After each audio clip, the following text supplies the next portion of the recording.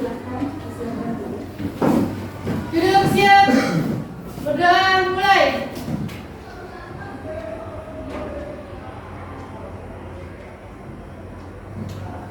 Selesai. Assalamualaikum warahmatullahi wabarakatuh. Waalaikumsalam warahmatullahi wabarakatuh. Bagaimana kabar hari ini? Alhamdulillah luar biasa, sehat semua, tetap semangat. Ya. Nah, hari ini saya presensi dulu ya. Ya, Bu. Saya absen dulu. Afia Mahfudin, Ahmad Ainul Nasir, Ali Iqbal, Alivia, Anissa Adri, Ali Wahyu, Cahya Amini, Cantika, Tati Wahidatul, Tinta Marisa, Tina Natalia, Wiwik Sardiani. Oke, berarti yang tidak hadir satu, Deva Halian. Ya, Bu. Bagaimana hari ini, semangat? Semangat. Biar tambah semangat, kita isi breaking dulu, oke? Nanti silakan kalian bisa berdiri.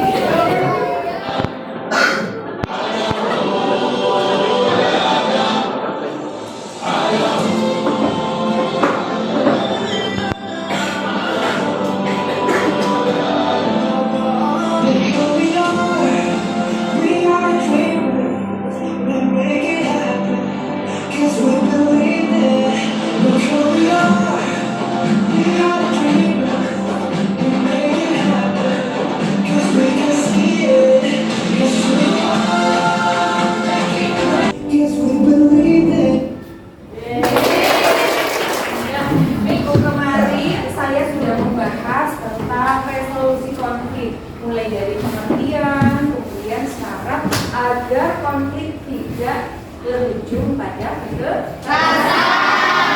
Nah, untuk pertemuan kali ini yang akan kita bahas adalah upaya penyelesaian konfliknya.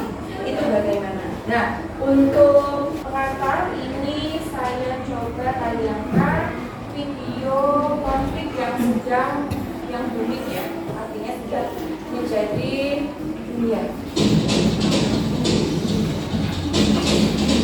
Ketegangan antara Rusia dan Ukraina yang berdampak bagi negara lain. Terakhir, Amerika Serikat meminta warga negaranya untuk meninggalkan Ukraina secepat mungkin. We encourage all American citizens who remain in Ukraine to depart immediately. Langkah Amerika Serikat disusul oleh negara lain seperti Inggris dan Jerman. Indonesia sendiri sejauh ini masih berjaga-jaga.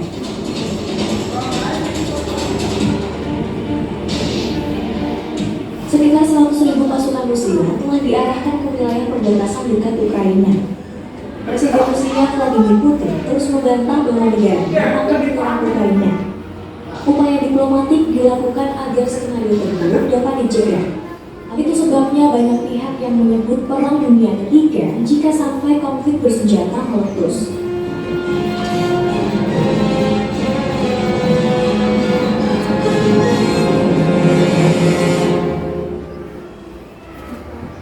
Oke, itu adalah konflik apa?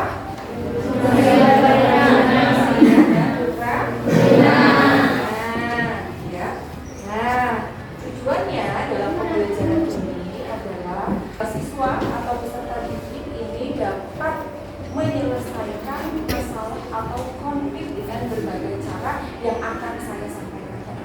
Jadi cara dalam penyelesaian konflik ini bisa kalian terapkan dalam kehidupan sehari-hari. Ya. Jadi bagaimana kita kan orang sosiologi, kita paham bagaimana keadaan teman, lingkungan dan sebagainya.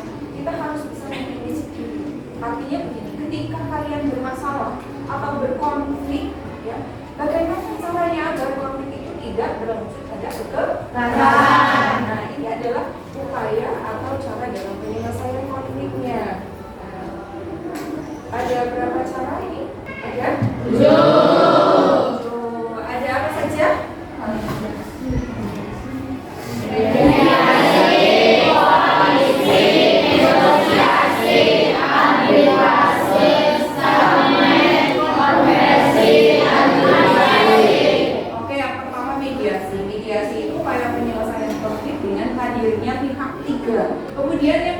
itu ada arbitrasi. Nah, yang ketiga ada judikasi. Adjudikasi ini adalah penyelesaian konflik dengan pengadilan atau persidangan melalui jalur hukum. Oke, yang berikutnya adalah kompromi. Kompromi ini mengurangi tuntutan dari kedua belah pihak. Kemudian yang berikutnya ada konsiliasi. Kemudian ada koersi. Koersi ini adalah penyelesaian konflik dengan ancaman baik secara psikis maupun secara fisik. Kemudian yang berikutnya, yang terakhir ini ada stalemate. Stalemate ini adalah penyelesaian kedua belah pihak yang berkonflik memiliki kekuatan yang seimbang. Ini upaya dalam penyelesaian konflik. Ada yang mau bertanya lagi, Mbak? Tidak ada. Oke, kalau tidak ada, saya akan memberikan tugas kelompok, ya. Ini sudah tersusun kelompoknya. Saya bagikan lembar LKPD-nya ya. Kelompok satu mana? Oke. Kelompok 2, kelompok 3, 4. Oke. Jadi begini, langkah-langkah yang harus kalian lakukan adalah yang pertama, kalian mencari salah satu contoh konflik yang ada di masyarakat, baik di Indonesia maupun secara internasional ya, bisa konflik budaya, konflik keluarga, konflik nasional atau konflik internasional, karena kita sudah mempelajari untuk konflik lain juga ya.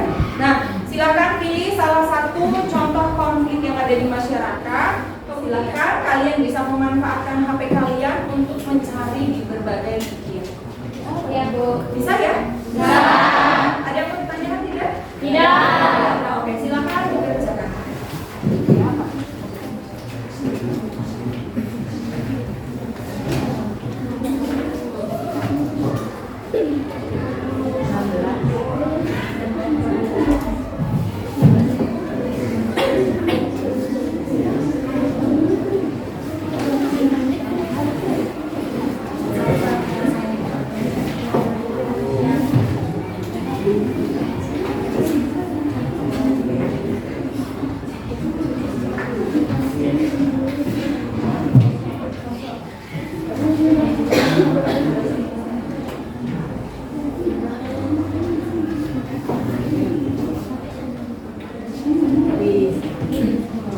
Sudah selesai? Kalau sudah, sekarang kita presentasi. Tapi saya acak ya. Ya, Bu. Yang pertama salah satu. Semua silakan maju ke depan, kelompok 3 mempresentasikan. Ini saya ambil yang Rusia Ukraina sesuai dengan video yang tadi ditayangkan. Oke, silakan. Assalamualaikum warahmatullahi wabarakatuh. Waalaikumsalam warahmatullahi wabarakatuh. Seperti yang kita ketahui, manusia adalah makhluk sosial yang berinteraksi satu sama lain. Dari interaksi tersebut timbulnya konflik. Ketika munculnya konflik harus ada upaya penyelesaiannya. Dan inilah topik pembahasan kita hari ini. Tanpa berlama-lama, kita masuk ke sesi yang pertama, yaitu pemaparan materi yang akan dibacakan oleh rekan saya. Konflik Rusia dan Ukraina. Penyebab terjadinya konflik ini ada 3 faktor, yaitu faktor geopolitik, faktor demografis, dan faktor sosiopolitik. Faktor geopolitik menjadi faktor utama karena posisi Ukraina yang merupakan buffer zone antara NATO dan Federasi Rusia, sehingga menjadikan posisi negara tersebut strategis secara geopolitik.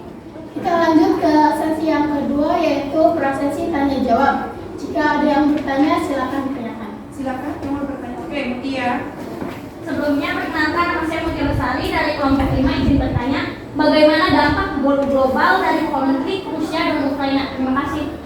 Baiklah, izinkan rekan saya menjawab. Dampak global berarti langsung global. Karena seperti yang kita tahu, negara Rusia dan Ukraina adalah negara superpower yang memiliki power besar dan pengaruh bagi dunia. Jadi dampaknya bisa kita analisis dengan mudah. Yang pertama adalah dampak global perang Rusia dan Ukraina. Yang paling terasa adalah ancaman krisis energi dan pangan yang telah dirasakan oleh banyak negara di dunia. Paham ya? Silakan ditutup. sekian presentasi kelompok kami hari ini. Semoga dapat bermanfaat bagi rekan semua. Saya akhiri. Wassalamualaikum warahmatullahi wabarakatuh. Waalaikumsalam warahmatullahi wabarakatuh.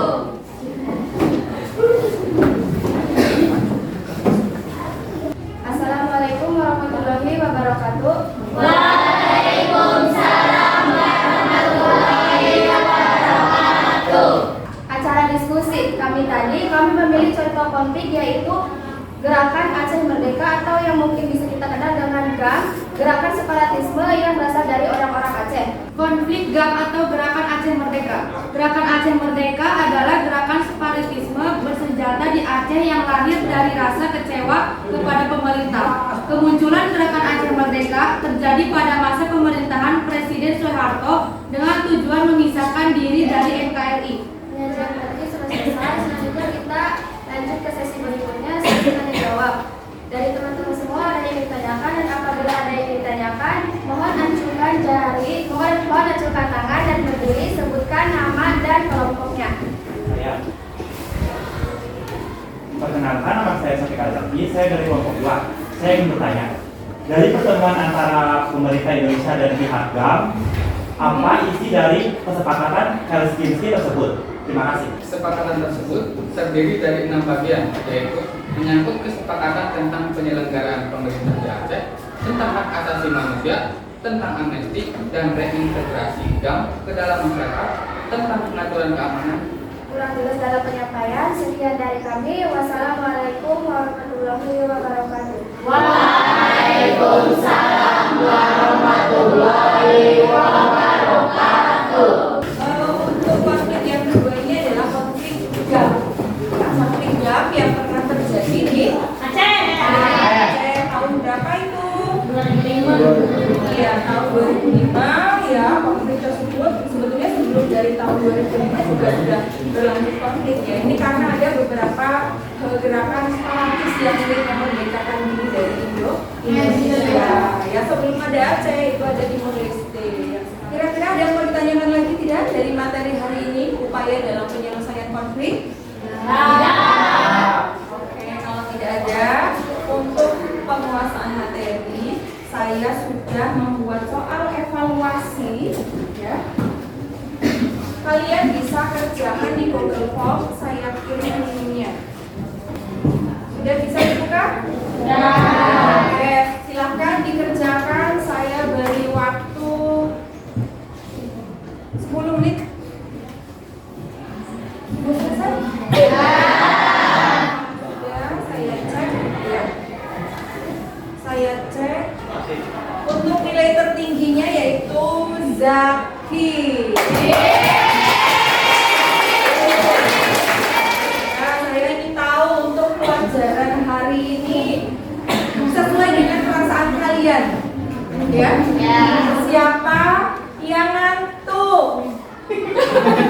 Kalian ngantuk. Kamu tidur jam berapa? Jam 5. Oke, siapa yang hari ini perasaannya senang dalam Jadi kalian dipersiapkan belajar di rumah ya.